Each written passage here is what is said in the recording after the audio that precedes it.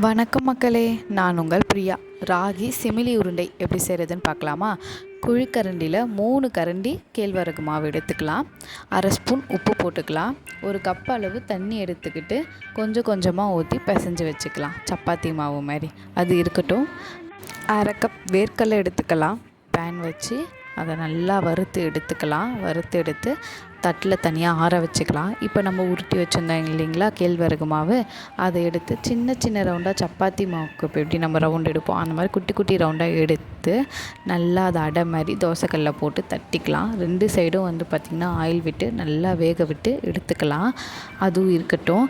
இப்போ நம்ம வேர்க்கடலை ஆற வச்சுருந்தோம் இல்லையா, அதை நல்லா தோல் நீக்கிட்டு ஒரு ஜாரில் அந்த அரை கப் வேர்க்கடலையும் போட்டுக்கிட்டு அரை கப் வெல்லம் 2 ஏலக்காய் போட்டு நல்லா கொரப்பாக அரைச்சி எடுத்துக்கலாம்.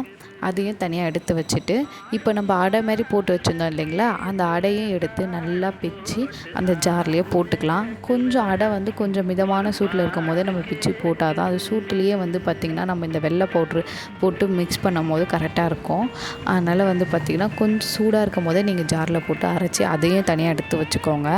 ஒரு பேனில் நம்ம அரைச்சி வச்சுருந்த அந்த பவுடர்லாம் வேர்க்கடலை, வெல்லம், ஏலக்காய் பவுடரையும் சேர்த்துக்கிட்டு இப்போ நம்ம 2வது அரைச்சோம் இல்லைங்களா கேழ்வரகு அடை, அதையும் சேர்த்து நல்லா மிக்ஸ் பண்ணி விட்டுக்கலாம். கையில் நெய்யோ இல்லை எண்ணெயோ தடவி அதை நல்லா சின்ன சின்ன ரவுண்டாக லட்டு மாதிரி பிடிச்சி எடுத்துக்கிட்டால் நம்மளோட ராகி சிமிலி உருண்டை ரெடி.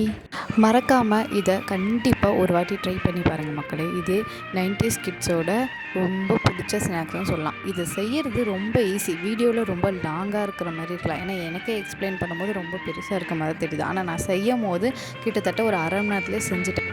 தேங்க்யூ மக்களே. Subscribe my channel Priya's life style.